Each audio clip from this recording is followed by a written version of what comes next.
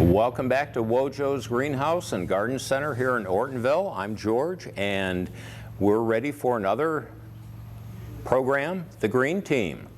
And with that, we're going to start the program talking about current topics, things that are happening here at the Garden Center, the issues that our guests are having with their plants, and try and give you a little bit of tips as to how you deal with those on a regular basis. The first we have, because it has been so dry, is watering. Watering is a delicate balance. You can either do not enough or you can do too much. And I've seen both of that here this week. We had a couple come in this morning with 2 hanging baskets that looked pretty dried out. They swore that they were watering it, but again, was it enough? And that becomes the issue. How much is too much and how much isn't enough? Right now, the sun is at its hottest. We've just passed the equinox. The sun is as high in the sky as it's going to be. It's the most intense, and it's having an effect on plants. We have plants here in the Garden Center that we have to water twice a day. Normal watering would have it once a day, but because of the intensity of the sun, we're having to go back and re-water again because plants get thirsty, and again, that happens at your home too. So keep an eye on your plants. If they're starting to wilt, you want to give them some water. I had an interesting situation this week though. A nice young lady came in, and it was her plan to take some Annabelle hydrangeas and grow them in a plastic container and have them on her porch. It was a great plan. When they started out, they started watering, and the plants looked great. And then one day, they looked a little bit droopy. And the folks thought they needed more water. So they added more water to it. The only problem was that plastic container had no holes in the bottom. So basically what they created was a mucky situation. The roots got too wet, and then the plants really took a downturn. So if you're using a container for your plants, you want to make sure that there are holes in the bottom, adequate drainage, so that the plants don't get overwatered.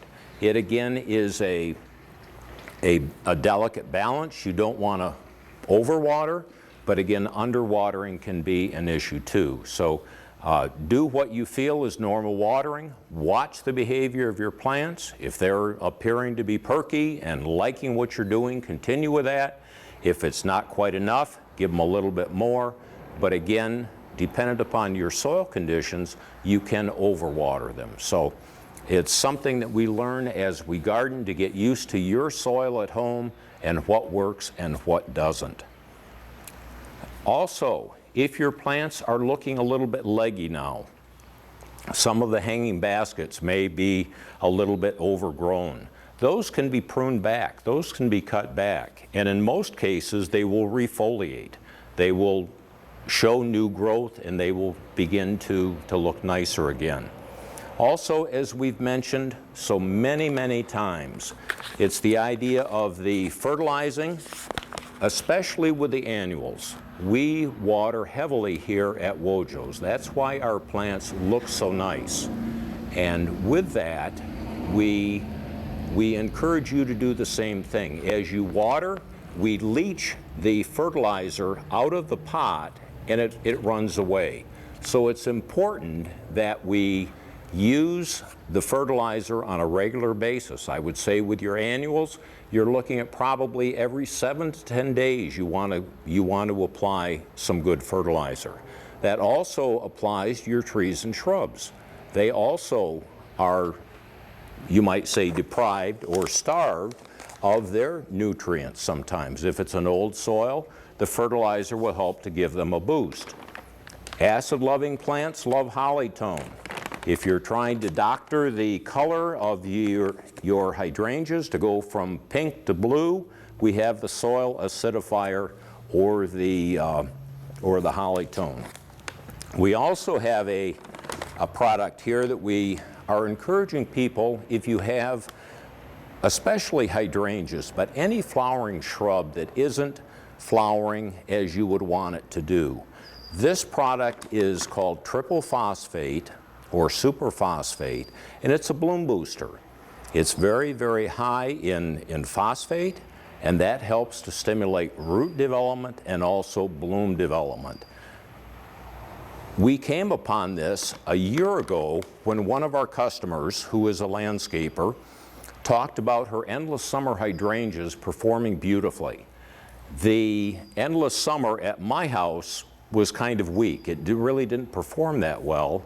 But she said that every year when she goes about the jobs that she's taking care of, she top dresses with this before she puts down the mulch, and the plants are robust. They flower beautifully. So I encourage you on all of your flowering shrubs to use the triple phosphate to help boost the bloom development. And I think that is important for you. I just had a couple in who were talking about boxwoods. And they asked, is there anything going on about boxwoods? I had this fellow drive down the street, pulled in. He said it was a tree service, and he said, your boxwoods are looking poor. And the lady said, my boxwoods don't look that poor. And I said, well, right now we know of nothing in Michigan. There is what's called a boxwood blight that is affecting boxwoods across the country, mainly on the East Coast. It hasn't come to our state yet. In Michigan, there are no identified cases of the boxwood blight. But if there were, then we'd help you deal with that. What I would encourage you to do is maybe hold off the service guy and say, let me try and take care of my plants myself. I'll give it some extra fertilizer. I'll use some insecticides in case some insects may be active on the plants, and I'll take care of it myself. I'm not looking at a hefty service fee of somebody that just drives down the street and says, I'll fix your plant for you. So be cautious when that happens. Magnolia scale. Sometimes people come in and their magnolia tree is looking a little bit peaked. Magnolia scale, if you see on the stems little white bumps, and this is an indication of a scale that is over the top of an insect. There is an insect underneath each one of these that will bore into the tree and with that damage the tree by sucking out the juices. We have products that will deal with this. The Bayer product, this product right here, the tree and shrub fertilizer, taken in systemically will take care of those borers, and we have the dormant spray oil to use in the winter time. So if your magnolia trees are showing that scale, we have the product to take care of that.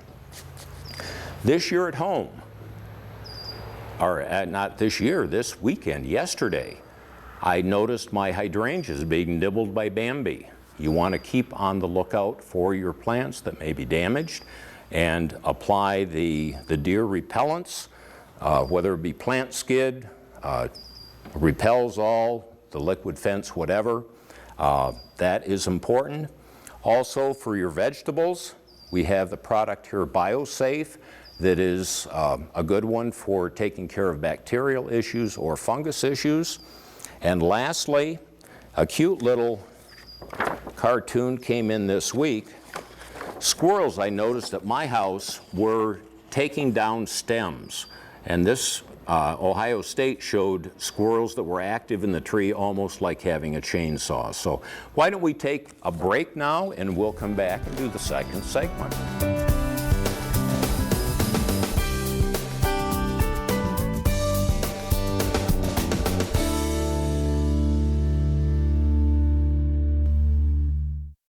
Have you mixed your pain meds, your sleep meds, your allergy meds? Call the Poison Helpline. Has your child swallowed household cleaner, a chip of paint, a wild mushroom? Call the Poison Helpline. Have you been bitten by a spider, a snake, an insect? Call the Poison Helpline. Poisonings can happen at the home, on the job, or in the great outdoors. Call the Poison Helpline first to speak with medical professionals who can give you free personal advice anytime. 1-800-222-1222. Save the number, save a life.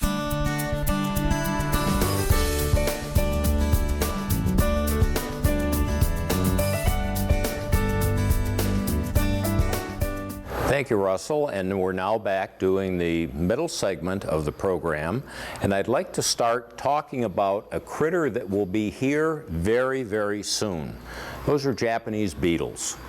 We got word through Ohio State in their horticulture alerts a week ago that in central Ohio the Japanese beetles were active, and we anticipate them being in our area probably within the next week. So keep your eye on your plants, especially the roses, the linden trees, the other plants that are susceptible of having the Japanese beetle damage.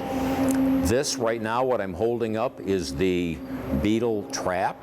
This is what you use to collect the beetles. You can put this out on your property, and there's an odor that attracts the beetles to that. We also have the spray that will be used if you want to topically spray the beetles when you see them. And the product that we talked about and talk about it quite often is the Bayer product, the Bayer systemic insecticide. That is also excellent for the Japanese beetles. If you've already pre-applied it, you have to apply it ahead of the Japanese beetles. Takes 2 to 3 weeks to get up in the plant, but it lasts for up to 12 months, and that will deter the Japanese beetles from any damage. So keep an eye out for those Japanese beetles. I want to mention a fun group that started 2 months ago in the Clarkston area, and they welcome folks that are bird watchers. This is a group of folks in the area, Springfield Township, Clarkston, whatever, Ortonville, that have an interest in bird watching. And there's a group that gets together the 4th Wednesday of every month in Clarkston at the Gateway store, which is just by I-75. And folks talk about their birding experiences, the birds they're seeing in their yard, what they do to help bring birds into their yard. And it's a fun group. I attended last week and plan on going back this next week.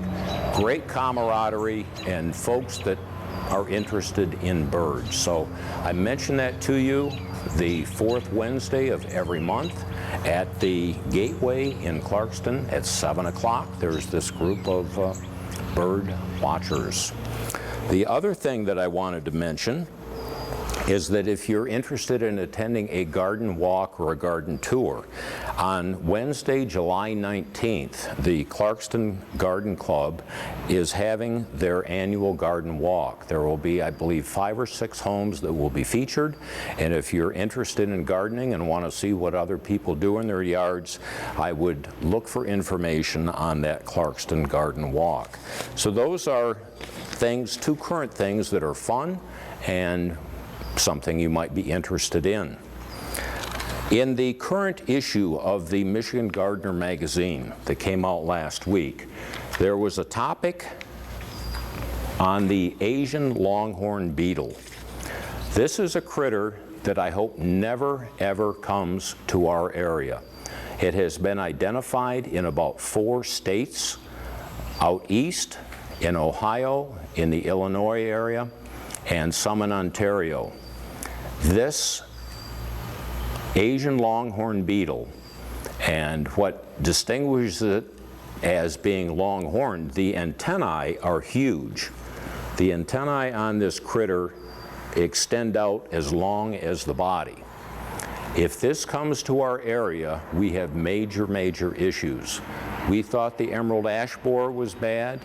This Asian longhorn beetle goes after almost every other tree that the emerald ash borer did not, including maples and birches and the other basic trees that we have in our tree inventory. We want to keep an eye out for this. They're very slow moving. Because of their size, they don't fly very far. And a way of eradicating these in the areas, in those 4 areas where they've been identified, they have been able to clear cut a square mile or 2 area and take all the trees out, and that has been able to control this Asian longhorn beetle. But it is something, again, it was in the Michigan Gardener, and I'm highlighting it here because it's something that we want to be watching for. Right now, it's not in Michigan, and we hope that it never ever comes.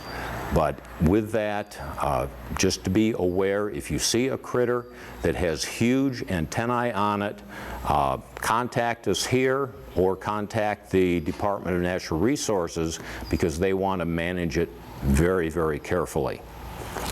Last week we talked about the oak wilt. The oak wilt is the fungus that comes onto the oak trees if we cut them from mid-April until mid-July. So we're almost at that point when we're going to be able to start trimming the oak trees again. But I do want to caution folks that if you can hold off on pruning your oak trees, please do that. On Belle Isle this year, they had to go in and do a major project to try and save oak trees. The oak wilt was on 1 or 2 trees down there, and the way that you stop this is to dig a trench, because the fungus is transported through the root system from one root of one tree to the root of another tree, a neighboring tree. So you have to go through and trench around the trees to break those roots so that that transmission cannot take place. It's a major, major undertaking to control this. So if you can hold off on pruning those oak trees, it's going to help you and help your neighbors and the rest of the environment. We are dealing with conifer issues in the state of Michigan. The spruce trees are having fungal issues, needle cast dropping. We're also finding there are potentially 3 different causes of the decline of the spruce trees, primarily the Colorado blue spruce. But Michigan State this spring said some of the conifer problems aren't really problems. And you've got to really take a look at what your tree looks like. There were some pictures that were sent into Michigan State, and what the guest thought was that fungal issue was not really the case. It was something else. So don't assume. You can bring the specimen here and we'll help you identify it, or we can help put you in contact with Michigan State to make sure that you get that adequate information about caring for your conifer trees. We talked in the first segment about watering and how important it is, and the impact of drought, and I'm going to mention it again here. While we have gone with a lot of rain, and then we've gone without much rain, there hasn't been a delicate balance there. We either get a ton of it or we go a long time without it. If you see your plants in decline, please give it some additional water. Set a hose there to let it trickle. Your trees that may show some wilting, just put a hose beside it and turn it on and just let it trickle for a period of time. That will help that. Another thing that I found that was interesting